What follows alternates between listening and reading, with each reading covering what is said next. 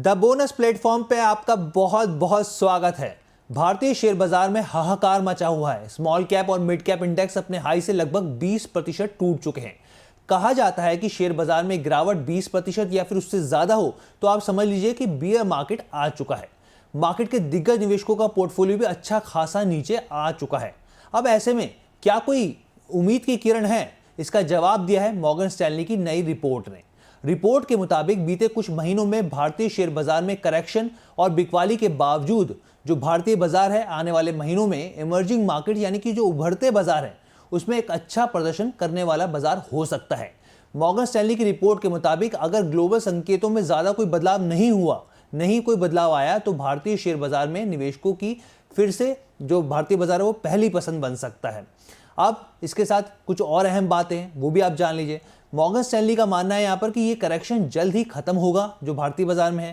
भारतीय शेयर बाजार का जो बीटा है वो अन्य उभरते बाजारों की तुलना में घटकर 0.4 पर आ गया है, जो बताता है कि भारतीय बाजार अन्य इमर्जिंग मार्केट के मुकाबले कम वोलेटाइल हो गए हैं। आपको बता दें कि बीटा एक तरह का पैरामीटर होता है जो ये बताता है कि बाजार कितने वोलेटाइल हैं।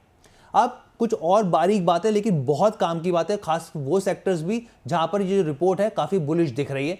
तो सब चीजों पर हम लोग एक बार चर्चा करते हैं यहाँ पे। तो देखिए यहाँ पर रिपोर्ट कहती है कि भारतीय बाजार की मजबूती के लिए पहला कारण मैक्रो स्टेबिलिटी है। मजबूत फंडामेंटल्स का फायदा भारत को मिल सकता है क्योंकि भारत की ग्लोबल ट्रेड स्थिति मजबूत हो रही है जिससे निवेशकों का विश्वास बढ़ रहा है।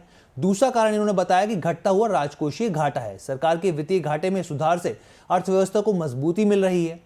इन्होंने तीसरा कारण भी गिनवाया यहाँ पे कि महंगाई कंट्रोल में रहने से बाजार स्थिर बना हुआ है जिससे निवेशकों का भरोसा बरकरार रह सकता है आने वाले दिनों में भी। तो ये इन्होंने 3 पॉइंट्स के जरिए क्लैरिटी यहाँ पर दे दी है। अब आपके मन में एक और सवाल होगा कि आखिर भारतीय कंपनियों की ग्रोथ कैसी रहेगी, क्योंकि बाजार में गिरावट का एक बड़ा कारण Q3 के कमजोर नंबर्स रहे थे और जो हमने देखे भी और हम आपको बताए भी। अब यहाँ मॉर्गन स्टैनली का मानना है कि आने वाले 3 से 5 सालों में भारतीय कंपनियों की आय मीडियम टू हाई ग्रोथ तक बढ़ सकती है। प्राइवेट कैपेक्स साइकिल बेहतर होगा और साथ ही यहाँ पे कॉर्पोरेट बैलेंस शीट भी मजबूत होती हुई दिखेगी जिससे कंपनियां जो ज़्यादा निवेश कर सकती हैं। प्राइवेट कंपनियां अपनी विस्तार योजनाओं पर फिर से ध्यान केंद्रित करेंगे, एक्सपेंशन प्लान पर फोकस करेंगे जिससे आने वाले सालों में अर्थव्यवस्था को एक बड़ा सपोर्ट मिलेगा और जाहिर सी बात है कंपनी ग्रोथ करेगी तो स्टॉक्स भी यहाँ पे ग्रोथ करेंगे। अब ऐसे में आपके मन में और भी कई जरूरी सवाल होंगे कि भाई जब इस तरह की स्थिति है तो फिर बाजार में गिरावट आखिर है क्यों?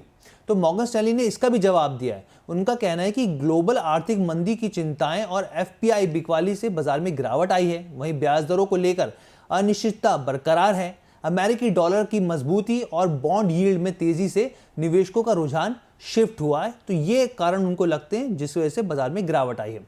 अब हम आपको बताते हैं सबसे इंपॉर्टेंट चीज़ जो निवेशकों का जहाँ पे सबसे ज़्यादा फोकस होता है। यहाँ पे मॉर्गन स्टैनली की रिपोर्ट में ये भी बताया गया कि कौन से ऐसे सेक्टर्स हैं जहाँ पर मौका मिल सकता है। तो जिसमें प्राइवेट बैंक हो गए, वित्तीय संस्थान हो गए, निजी वित्तीय क्षेत्र में सबसे अच्छा उनको रिस्क रिवॉर्ड बैलेंस यहाँ पे दिख रहा है। मॉर्गन स्टैनली के मुताबिक बैंक और एनबीएफसी की मौजूदा आर्थिक जो जिस तरीके का माहौल है वो मजबूत है यहाँ पर।